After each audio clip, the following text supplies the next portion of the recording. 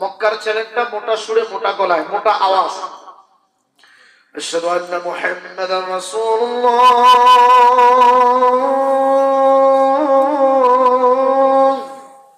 আশহাদু আন্না মুহাম্মাদার রাসূলুল্লাহ,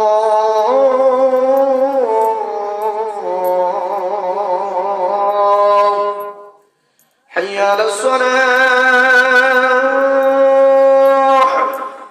হাইয়া আলাস সালাহ।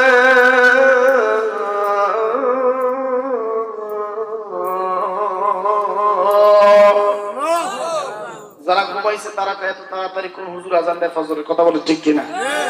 আমার ভাইরা, শুধু আজান শুনলে হবে না, আমাদের 5 ওয়াক্ত নামাজ পড়া লাগবে, কথা বলেন ঠিক কিনা?